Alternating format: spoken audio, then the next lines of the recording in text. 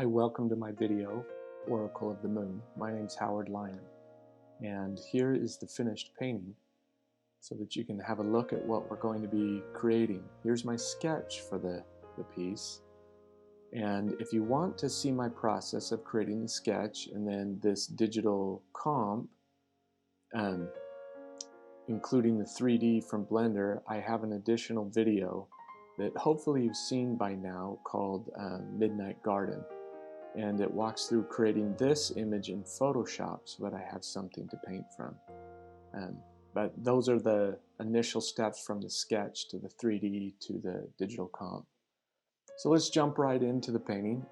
Here I am starting with a rough underpainting, and I have my image transferred to the board, and I used a little bit of spray fixative to fix the lines, and then I lightly sanded it. Because sometimes the spray fixative can be a little bit slick, but if you just go over it with a very fine sandpaper and loosely, it'll take that off and still leave the lines intact. So this is a very complex piece. I filled it with flowers because I'm not very proficient at painting flowers, and so I want to be better, and so I added a ton of them to this paintings so that I could practice and paint more flowers. As I'm doing this underpainting, I have some decisions to make. So things like all the stems on the flowers, very intricate, very fine. I could take a very long time and do my underpainting where I go in and I paint all of those stems.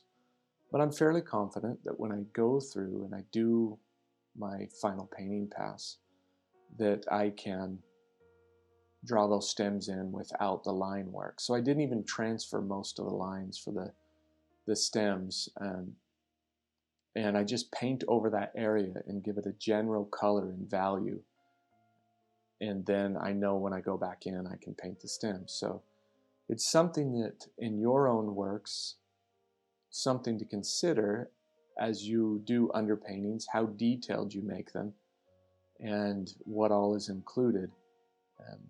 My feeling is that anything that when I squint down or when I stand across the room, if it doesn't stand out as a bit of information, if that detail doesn't stand out, then I probably don't need to worry about it in the underpainting in terms of refining it and defining that detail.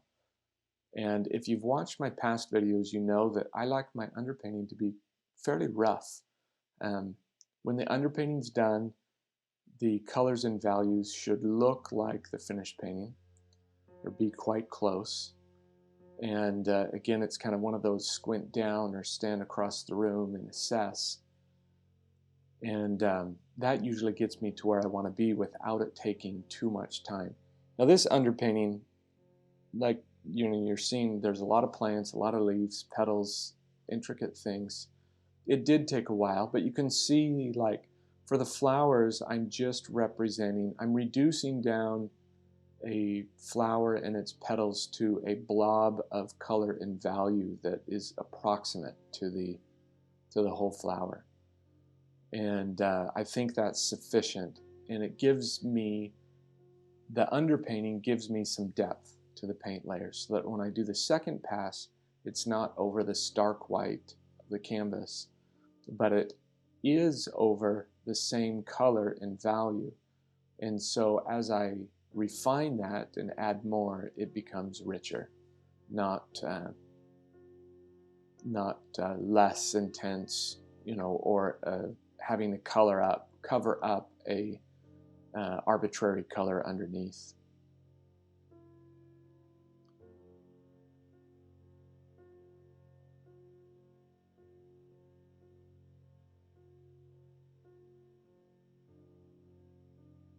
This is day 2 of underpainting. The first day I got started a little bit late in the day, and so I'm taking advantage that it's dry and I'm glazing in some color to create more accurate values, get a little bit closer to the values, and then I can paint into that.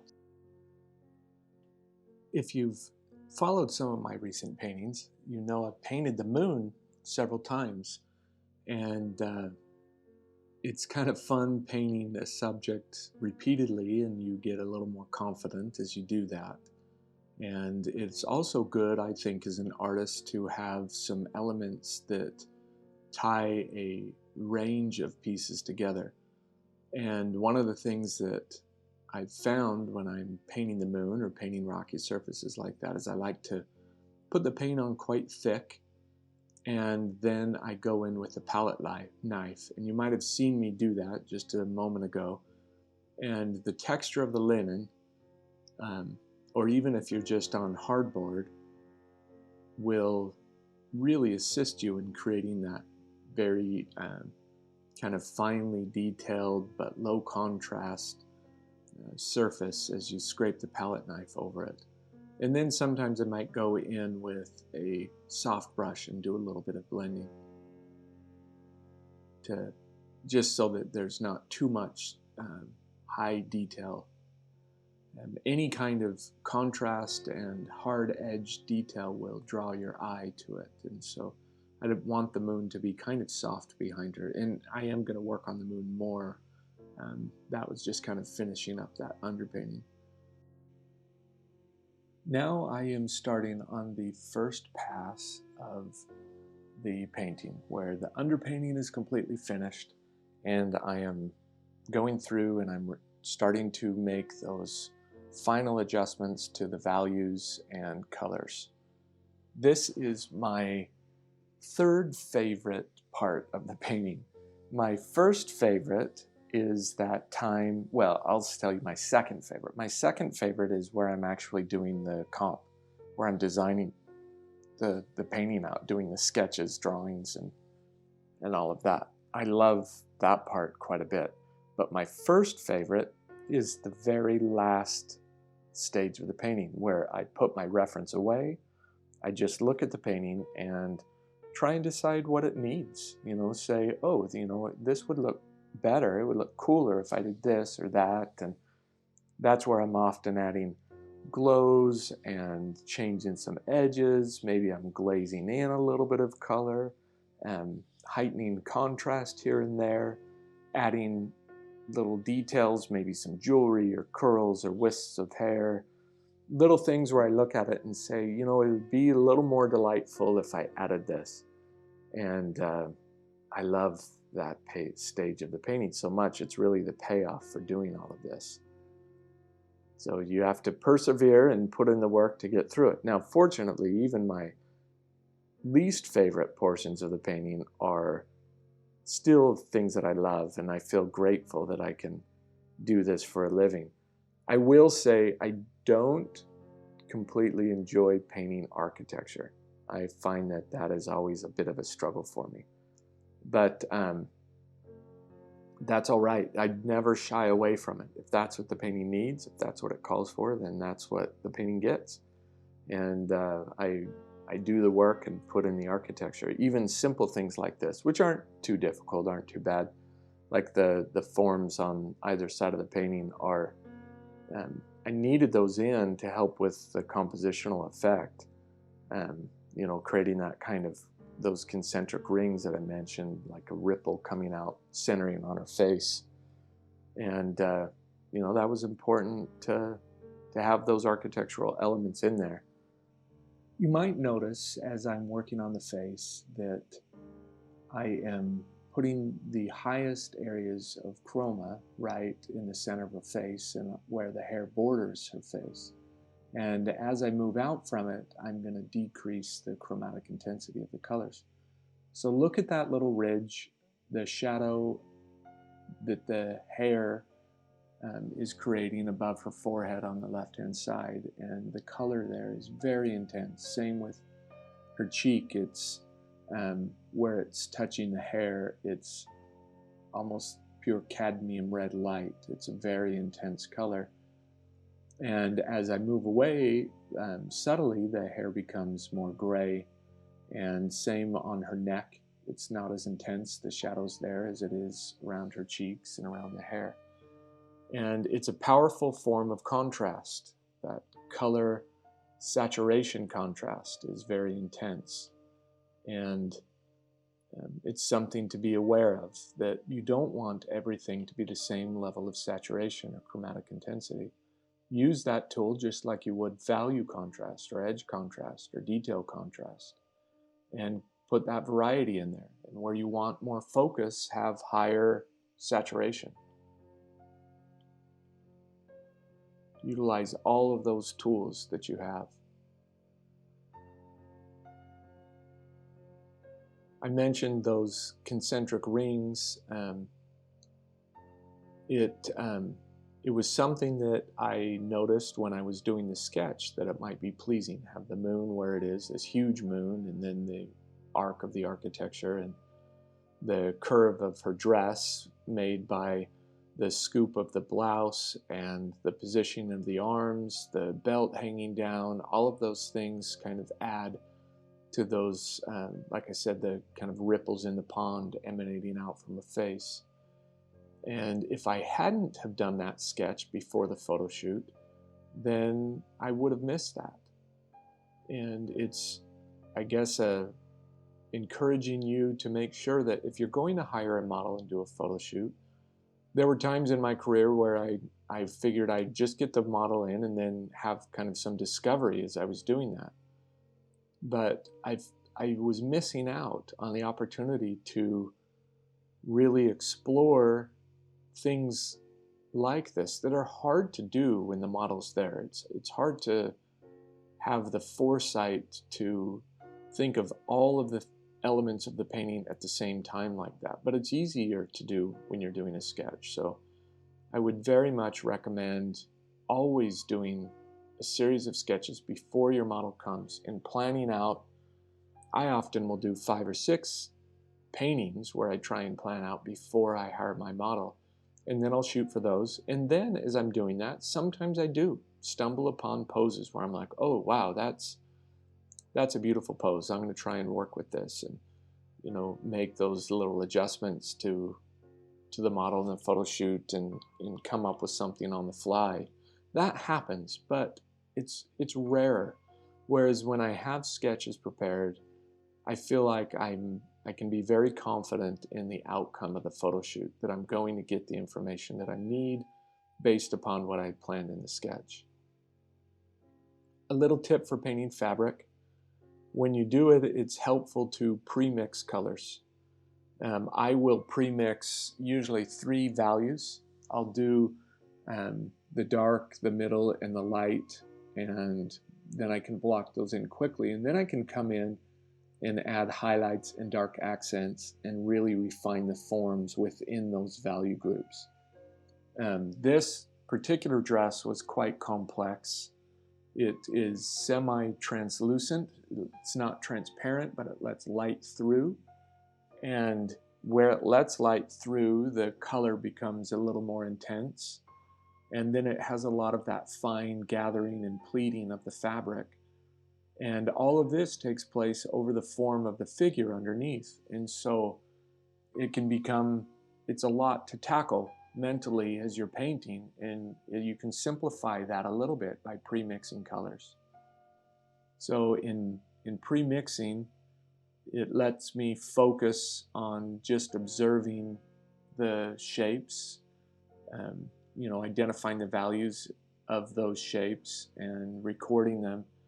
And then once I get that all blocked in, then I can start defining the form underneath. In this case, kind of her upper arms and her chest, those forms need to read correctly underneath the dress. And breaking it down into stages like that is very helpful, rather than trying to tackle it all at once. Other things in the painting, painting her face or hands, the flowers, I'm not pre-mixing colors because I feel like I can wrap my mind around it, and I don't need to do that. You might ask, if it simplifies it, why don't I pre-mix colors everywhere? And the simple answer is I don't enjoy that. I like the discovery of mixing colors on the fly, and I feel like it gives a little nicer variety to whatever it is that I'm painting by having those subtle variations in the color. But fabric is a different animal for me. It's very challenging for me to paint. and I want to do it well, and so I simplify that process. Maybe I'll move forward on that and level up, and hopefully in a few years I won't be pre-mixing the color. But I'm not that worried about it. It's a good approach. It works, and if you're pre-mixing your color, great. If you don't like doing that, that is fine too.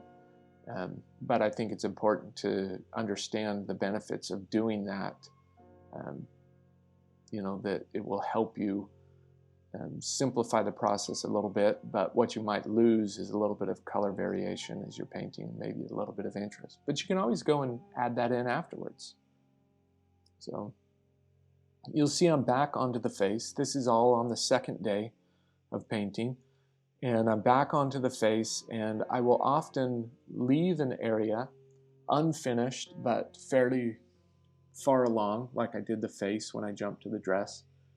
And it lets me have a fresh eye where I move away from an area and then I come back to it, and I feel like I can look at things with a fresh eye at that point. And I'll do that often, bounce around the painting a little bit and not finish an area, so that I might notice, oh, the values weren't quite right there, or this edge is a little too hard, or the colors might be off, or maybe I've gotten away from my plan of attack on how I'm going to let the colors fall off. And it helps to have that fresh eye. Sometimes I'll lean back and take a picture of it with my phone, and for some reason that helps. I know with my iPhone, it boosts the contrast quite a bit.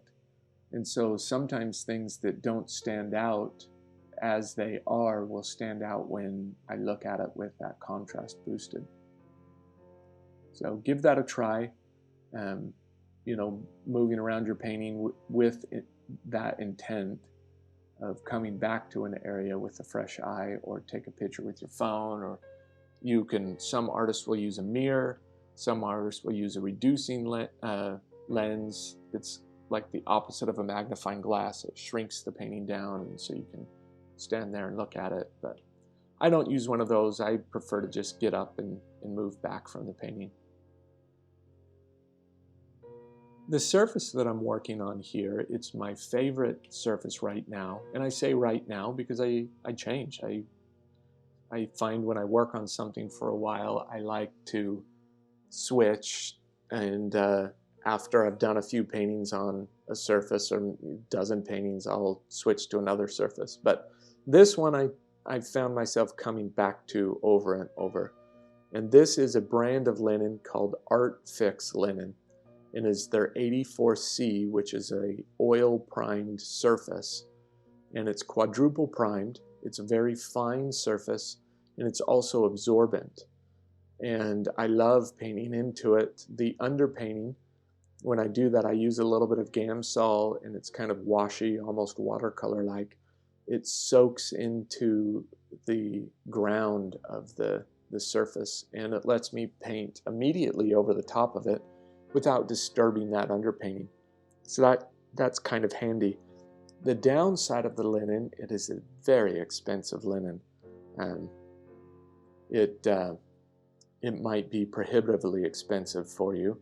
I didn't use it extensively until my prices got to the point where I felt like I could justify painting on it, because it's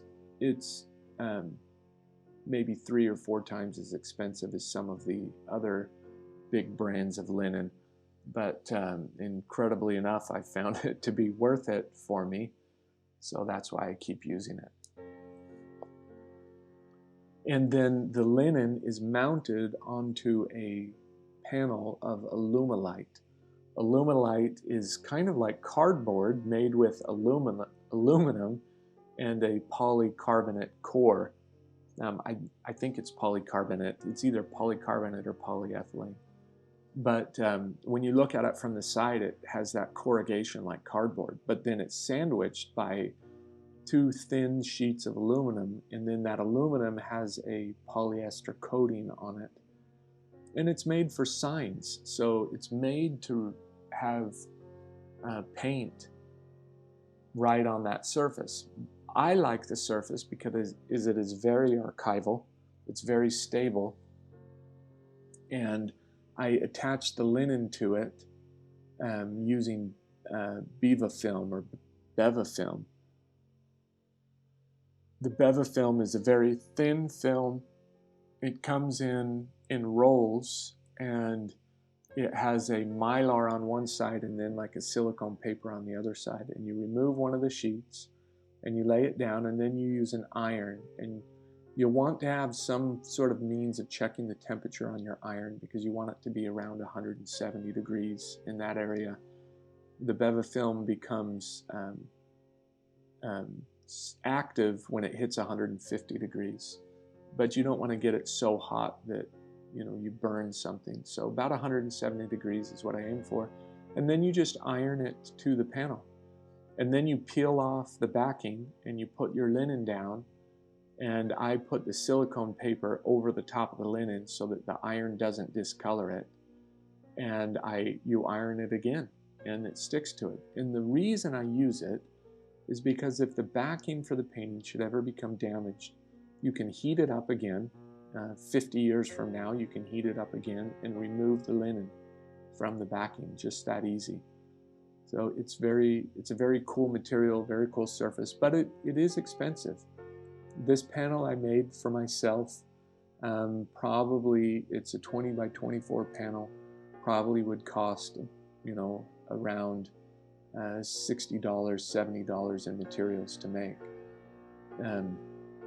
But if I were to buy one this size, it would probably be $150 or $160 if you were to buy it using all the same materials. And Artifacts, not to be confused with Art Fix. Art Fix is who made the linen. There's a separate company called Artifacts, and they make beautiful panels, but they're expensive, and there's with good reason. The materials are expensive, and then it's labor intensive to make them. So, but if you wanted to try an equivalent of this panel, you could go buy one from Artifacts that has Art Fix linen on it, the 84C that I like. Painting these plants. Like I said, I don't have a ton of expertise or experience in painting flowers and plants, so I'm going to tackle it head on. And I loaded this piece up with plants, and these thistles were so fun to paint. I found artificial thistles because there weren't any growing around me at the time. They do grow in my neighborhood, but they had all dried and were all desiccated. So I got some artificial ones that were quite nice. They weren't expensive. They were about $8 at either Michael's or Hobby Lobby. And photographed them under the same light that I photographed the model, and was able to use them for reference, and I think it worked quite well. I enjoyed painting them enough that I'm sure you're going to see them show up in future paintings as well. I feel like it's something that I want to explore some more, and then come spring when they're growing around me, I'm going to harvest some and paint them from life and photograph the real thing, which will be cool, because as good as the artificial ones are, they're a mere shadow of what nature actually provides. You just don't get the translucency and changes in colors that you do with the real things. So back to the face, and I'm using this tiny little brush from Rosemary & Co. It's called a mini rigger. And if you're going to paint some very fine detail, I highly recommend them. They come to a needle point. My only complaint, and it's not really a complaint, is that they're short-handled. I like the long-handled brushes. I would prefer to hold my brush back a little bit further, but I'm back as far as I can go given the short handle on the brush. But just more little refinements that I noticed as I was working on those plants and glancing over at the face here and there. And I tried to keep myself from just jumping back over to it too soon. I say, okay, I'm going to finish this plant, I'm going to finish this area, and then I'll go back to the face and make some of those adjustments. Because it's more efficient to work on an area for a while while you're understanding the values and colors that you're working with, finish those off. So once I kind of finished that other thistle, I said, okay, I want to get back to the face and fix some of those things that I'm seeing. And they're very subtle. Some of it's using this tiny little rigger to adjust some of the edges, make fine little detail adjustments to eyelashes and things like that. But I'm getting ready to move into new parts of the painting, and this is the third day. Things have dried, at least down below, and I'm able to adjust the values with a quick glaze. And it also, I put a layer of oleo gel down onto areas that were sunken in. And oleo gel is a product from Natural Pigments that is essentially clear oil paint. And it's very useful to oil out with it when an area has become matte and sunken in.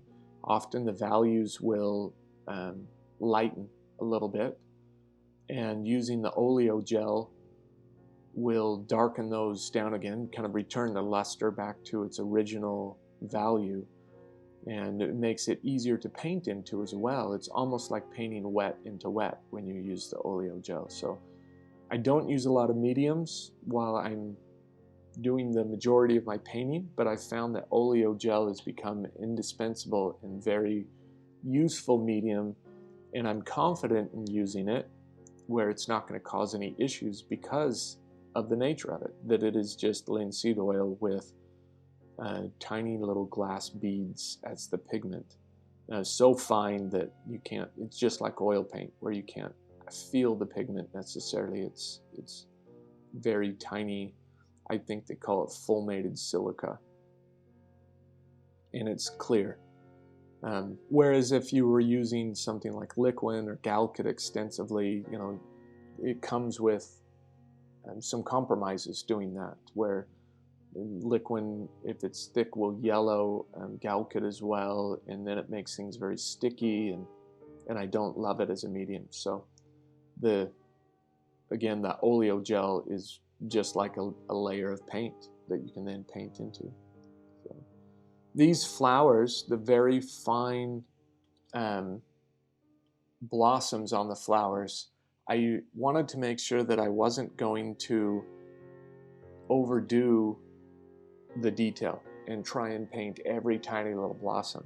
So I used a bristle brush or an older brush and stippled in the yellow of the flowers, and then I'm coming back in and painting some of the detail just in places. And once I feel like I've got enough detail that it feels right, like that there's enough information there, then I stop. So then I can kind of work my way up to it. Whereas if I started with a tiny little detail brush and I started painting every little blossom, it would be difficult to throttle that back. I'd almost find myself painting all of the detail on all of the blossoms, but I don't need that. Some of the blossoms can just be a silhouette of color. And I find approaching it that way is a good way to do that. You can actually approach everything that way, where you fuzz things in. You kind of create, it's almost like you use a Gaussian blur over whatever it is you're painting and create a big fuzz. If you look at Sargent's paintings, when he would start a portrait, that's kind of how he did it. It was kind of this blurry approximation where the values and shapes are correct, but it's very soft. And then he just goes in and tightens that detail up.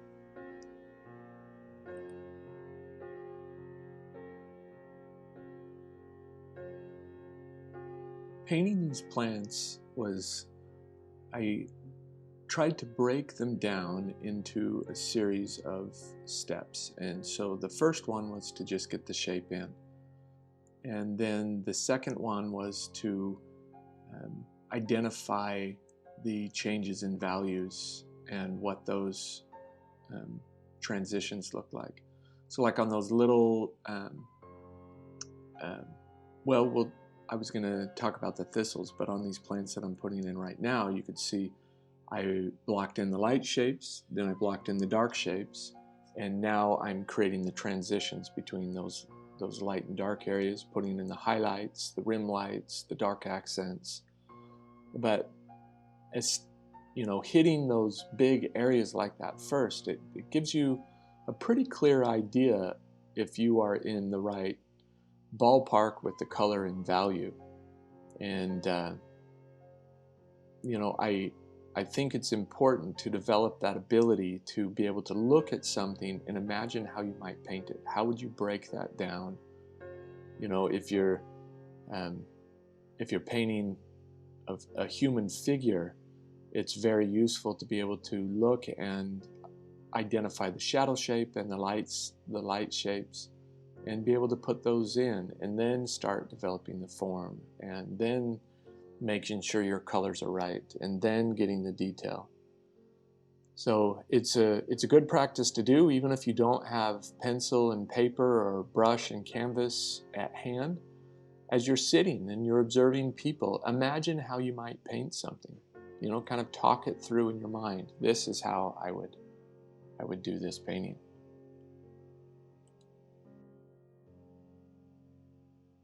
I'm going to speed the video up just a little bit because we've got a lot of flowers to paint, a lot of plants to paint in here, and I don't want to get too repetitive with my commentary. I think that one of the important things to consider when you're painting something like flowers is especially the edge control.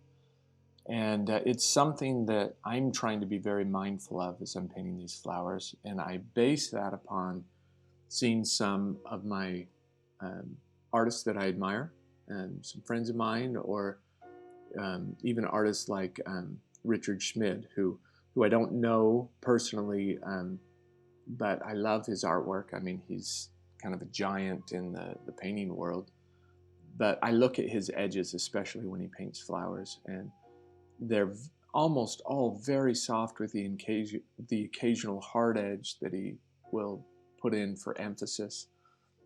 Or Daniel Keyes or Stephanie Birdsall. Um, you know, three painters that I'm trying to keep in mind as I'm painting these flowers. And it's challenging with them, all of these overlapping shapes, but I really want to keep my edges softer than I usually do when I paint things.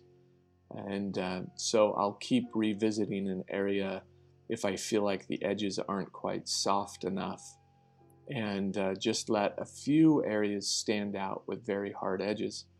And one of the ways that I'm trying to do that and kind of lay that foundation is when I block in an area for the flowers, not as much the leaves, but for the flowers is I will do the fuzzing in again that I mentioned, where it's like I'm applying a Gaussian blur to the paint and letting it be a little softer before I go in and paint more detail.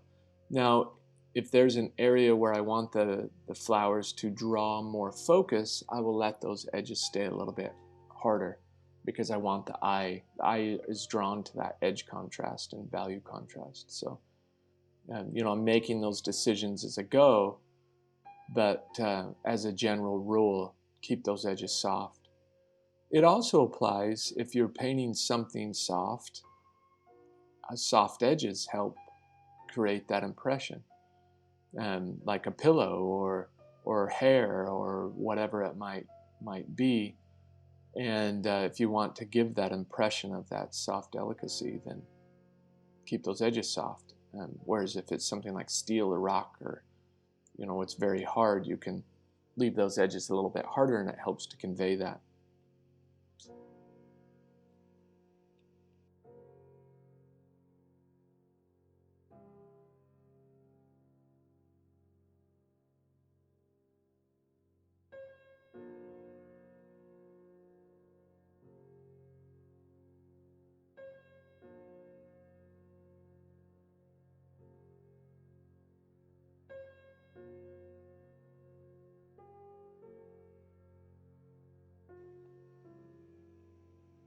I find when I'm painting flowers like these, as well, I will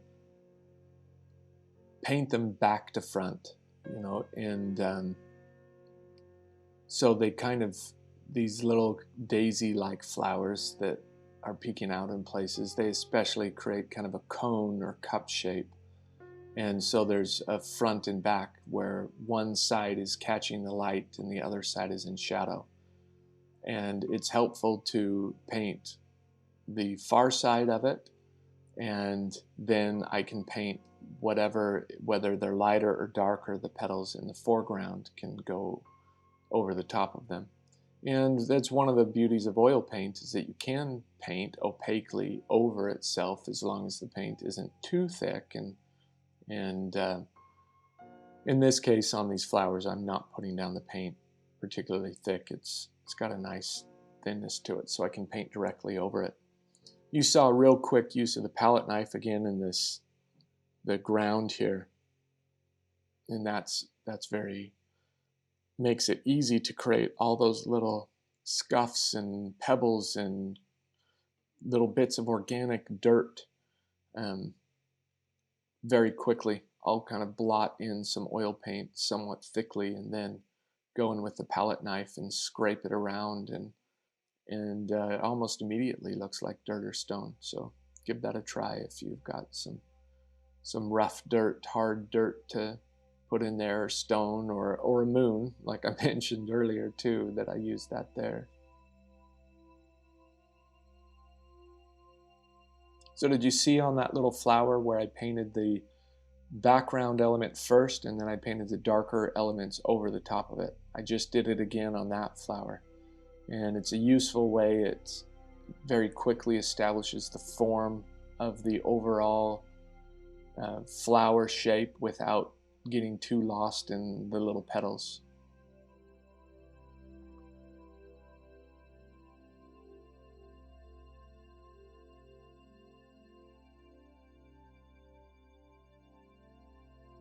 I think it's important to question what it is that you struggle with as an artist. You know, are there things that you find yourself painting and you're like, I'm not very good at that, but I wish I was better.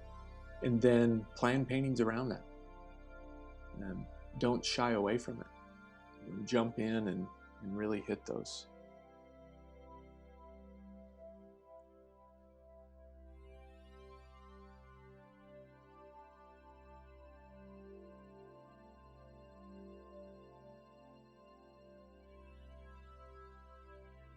I think everyone who's painted is familiar with the experience of painting something and feeling like it was great and perfect and exactly what they wanted, and then you come back to it and look at it the next day and it's like, oh, that wasn't nearly what I thought it was yesterday when I was looking at it.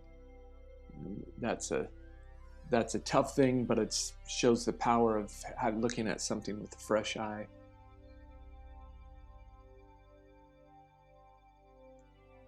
The painting isn't perfectly symmetrical in that, you know, the plants are different on each side, but you know, the tackling this side was very similar to doing the other, but I found that I feel like the left side of the painting is much stronger than the right side, because now I'm more experienced, you know, painting these flowers, these kinds of flowers. And so as I work on this, I'm doing so with more confidence, because I've tried and tested my approach here, and been able to take some good things from it and be a little bit more efficient. So the left side of the painting took probably only about 70% of the time that the right side did, even though they're almost exactly the same in terms of the number of flowers and the kinds of flowers. That made me feel good. I can still learn, still improve. I've done a lot of painting and I've painted for quite a few years, but you always want to be growing and learning, taking classes, studying, finding ways to improve.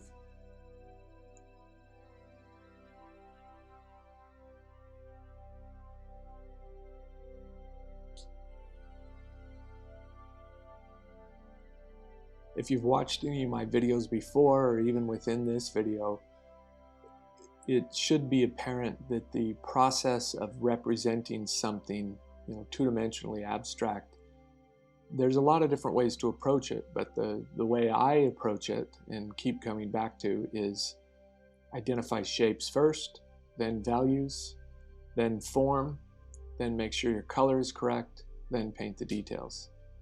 And that really sums up how I paint hands, faces, flowers, just about everything that I do. is painted that way. So blocking in these leaves and those petals, you saw me put the shapes in, and then I make sure the values are correct, and then I make the subtle little changes to make the form of the petal feel correct. And then it's little details like little speckles and dots and highlights and rim lights, all of those things come last.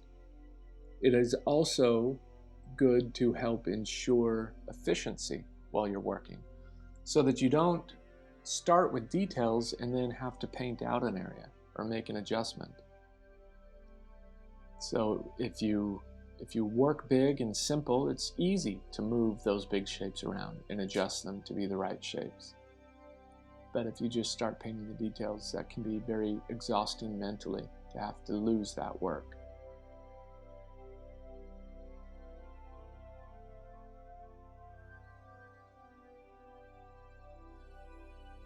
When I'm not using, well, let me rephrase that. Talking about the brushes that I'm using, I just saw I'm using that little mini rigger again, but see, now I'm adding details onto those petals. But the brushes that most of this painting was done with are the Eclipse line of brushes from Rosemary & Co. And probably the brush that I'm using the most throughout the whole piece is a little size 2 extra long filbert or long filbert from in that Eclipse line, or the size 4 or the size 6. So the majority of painting was done with those.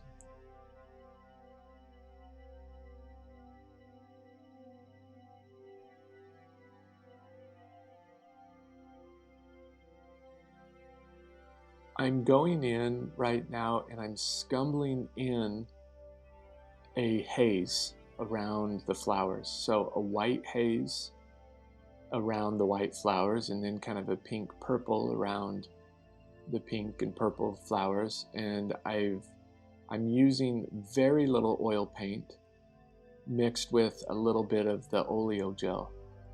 And as you can see, I put some glow around the moon, around her hair, and it's just kind of softening those values, softening some of those transitions, and hopefully imparting a very luminous feel where that intense moonlight is bouncing off of the flowers and the architecture. And so I can't do it on the left side yet because the left side's still wet. I believe this is day 4 of painting. And it's funny the things that you'll look forward to in a piece. I'm really looking forward to painting this ribbon. And I knew it was kind of like a dessert for me in working on this piece, of waiting to get to it. It's just one of those things that I enjoy painting. And so I was excited to get to this part. But in order to have nice edge control, I need to get the dress underneath it painted, or at least get some paint down so that I can blend the belt into the dress around it. And while doing that, it looks like I saw some things to refine on the dress up above, so quick hit those.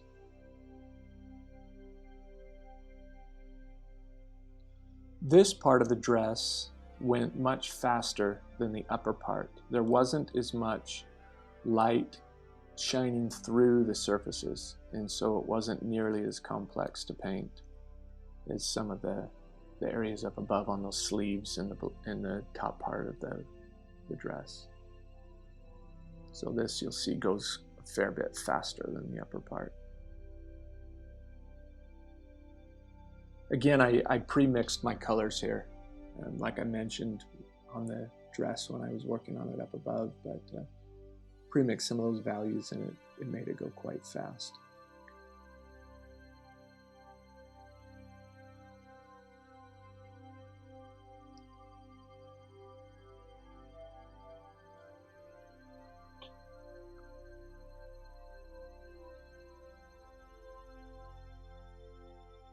I love painting detail, and I love paintings that have that detail, but I also love paintings where the artist has been very selective with the information. And you know, one always thinks of Sorolla and Zorn and Sargent for their ability to be efficient and simplify.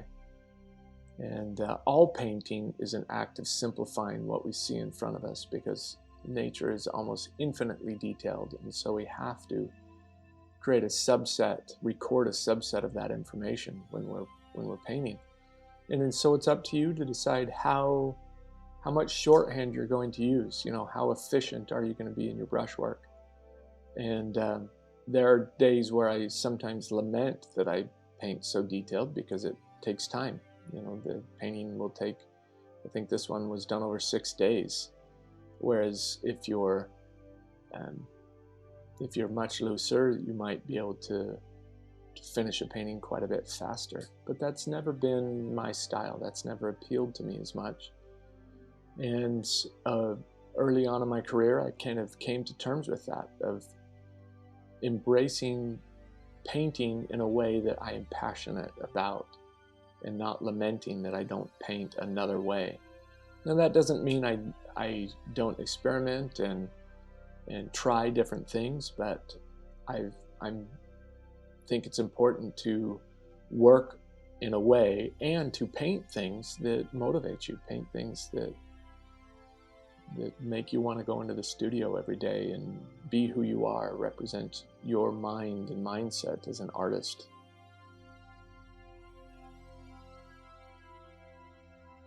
I've never tried to shoehorn myself into a particular style. I think style is what happens when you learn to be an artist. It's not something that you work towards. You can, but I feel like you risk becoming contrived when you do that.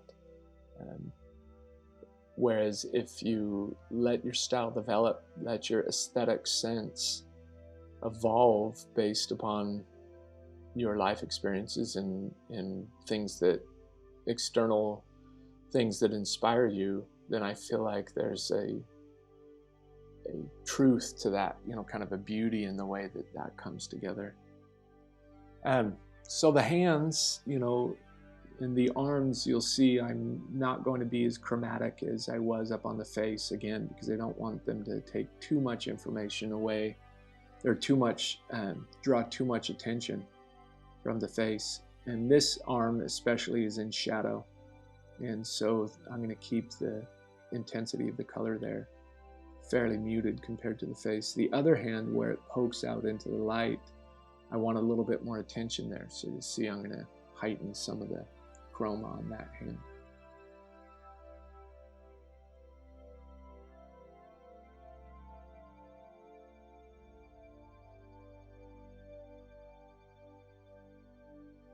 Hands can be challenging to paint only because everyone knows what a hand looks like. And if you get it off a little bit, they can observe that. So the answer to that, the key, is make sure that you get the light and dark shapes established accurately. And you should be able to tell, once you have the shadows in, you should be able to tell if you've got the proportions of the hands correct. If it feels good at that stage, then have confidence moving forward that you've accurately portrayed the hand. The huge plus side of that is it doesn't take very long to establish that. You can see I've been working on this hand for a while, but it didn't take long to establish the light and dark side. So let's do that here. So I just started the hand, and it took that long, about right there, to get the light and dark sides established. The light side at that point still being some of the underpainting showing through. But at that point, I'm fairly confident in the length of the fingers, the proportion of the fingers in relation to each other, because I could see it all. You know, I could tell just from that quick establishing of the dark and light shapes that I was accurate. And if I'm not accurate, then it's easy to make that adjustment. But once I have the fingernails painted and little wrinkles on top of the fingers and all of that information put in, and then I go, oh shoot, you know, that finger's too short. Then I have to undo all of that. Either wipe it out or paint on top of it, wait till it dries, whatever, you know, way you want to approach it. But as long as that initial establishment of those shapes and values is correct, which is quick, then I can move forward and not waste time.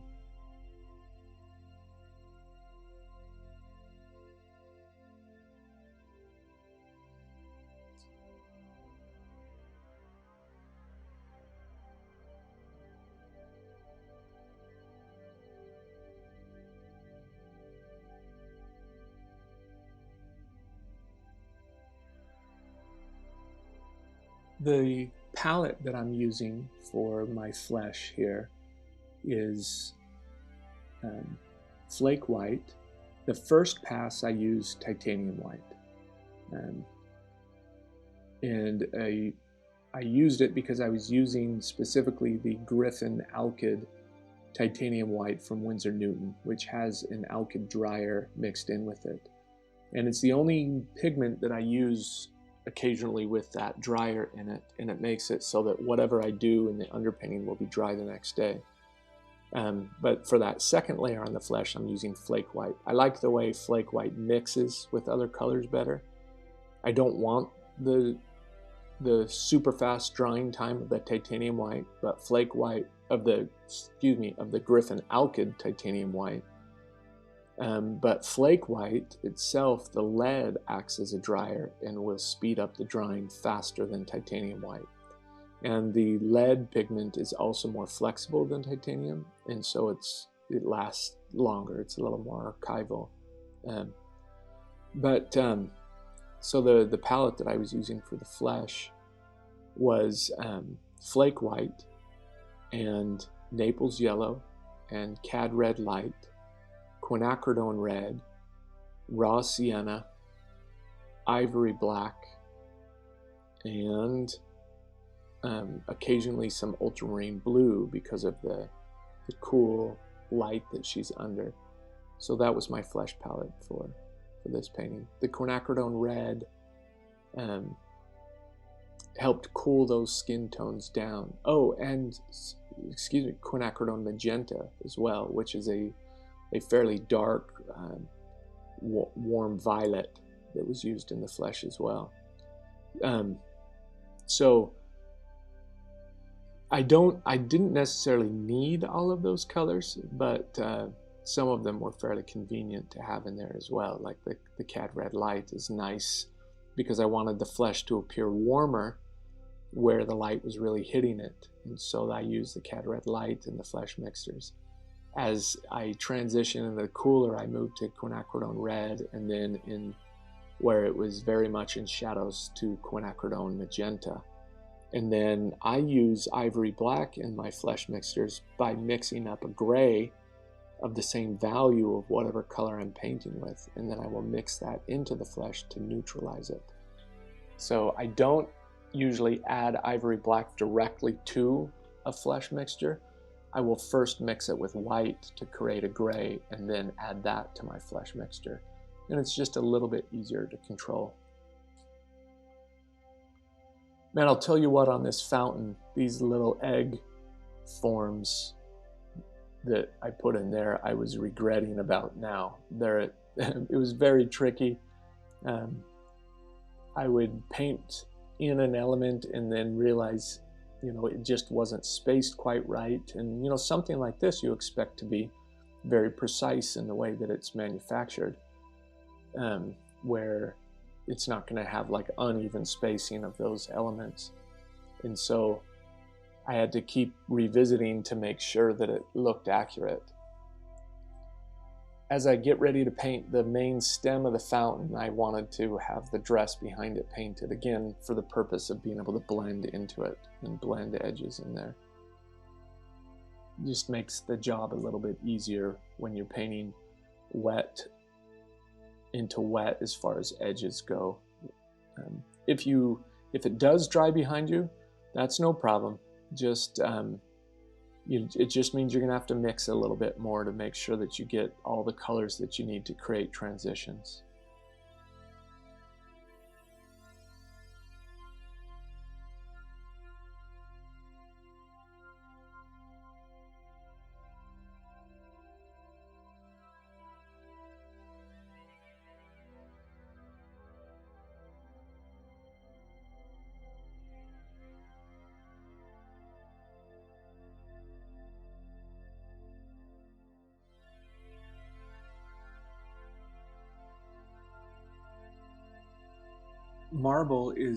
Painting light marble like this is very similar to painting skin, where light, it's semi-translucent, so light comes through those surfaces and imparts an intensity of color where that happens, that subsurface scattering effect that you get like when light is behind an ear or a nostril, and it become bright red when that happens. Similar things can happen with marble where it warms up and becomes kind of peachy or yellow where light is bouncing through it. Very beautiful. Alma Tadema, of course, was probably the master of painting marble. John William Godward was also quite good. And I referenced a lot of Tadema paintings to just kind of inform me and give me some thoughts while I was painting it.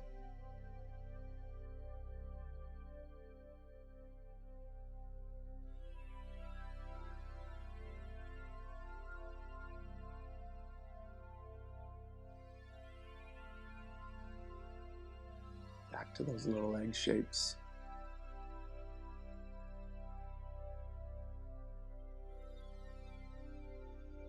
I never want to back away from an idea just because I think it's difficult, like I was saying about architecture.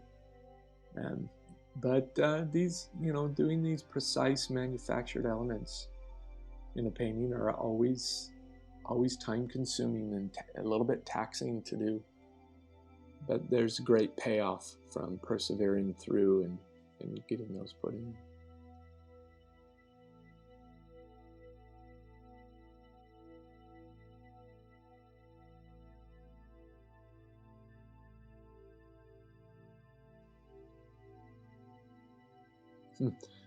I made the fluted column on the bottom in Blender and then gave it a twist and thought, ooh, that's going to be challenging to paint. And it was, but again, I think it adds an element of beauty and detail that I'd be sad if it wasn't there. So it's worth it to put it in and then just take the time that you need to paint it correctly.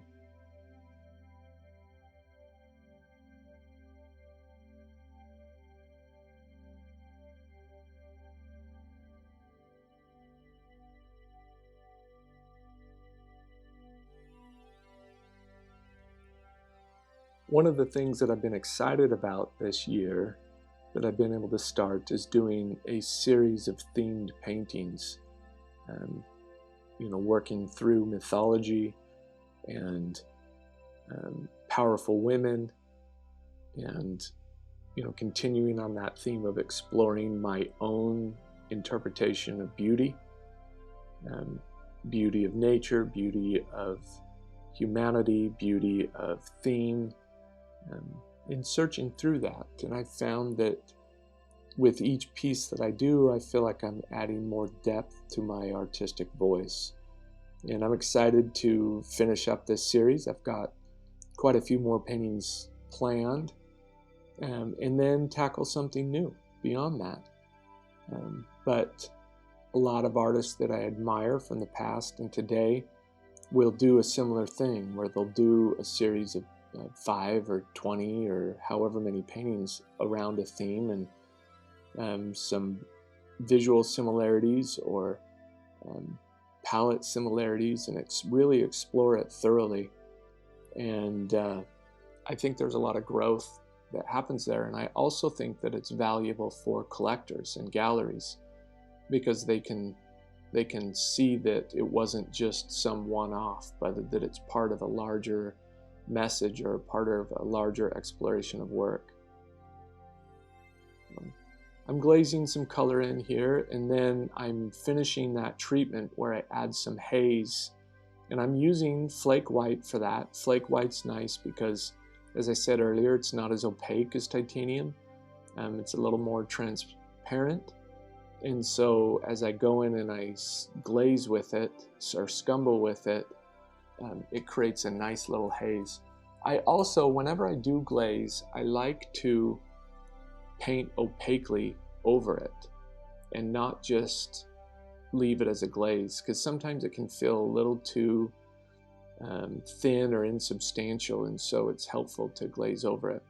Now I'm painting the smoke that's rising up behind her, and smoke is very easy to paint. And the way I do it is I will put down the shape of it, and it can be rough, and then I go in with a blender and I soften it, and then I go back in and define it some more, and then I soften it, and then I define it some more. So see, I'm blocking it in. Now I'm going to go soften it all so it looks very smoky, but it's maybe a little too thin, so I define it a little bit more. And now I'll come in and I'll blend it a little bit again, soften that, and as I move forward, I soften less and less as I define it more.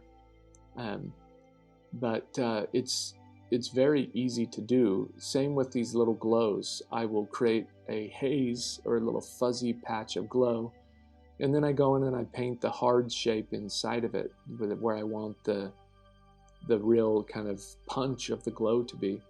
So if you're wanting to add some smoke, steam, little glows, don't shy away from it, because it's a very easy thing to do and it's very fun. I really enjoyed going in and painting all of these glows, and as they're up higher and they're being illuminated by the moon, the glows are bright white. As I move down lower into the painting, I'll start changing them to be green and purple and blue, and that's fun too, to, I don't know, just create magic. It feels like magic doing it.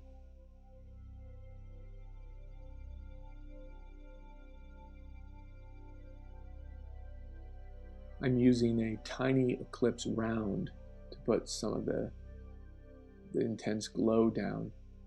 But when I want to create the fuzzy area, I'm using a Master Series, the 279 series from Rosemary. And they're a wonderful soft blending brush line. They're great for creating kind of wispy organic marks as well. But they're terrific blenders. So see here, when it's over the purple dress, I've got a purple glow and a purple light, and then when it's over the kind of bluish ground, I switch to more of a blue haze and glow behind it. Playing with the eyes a little bit more, I wanted to lighten them up, put a little bit of moonlight into her irises, and not have them be quite so dark everywhere, and then repainting the pupils in there. A subtle change, but hopefully a good one. And the signature.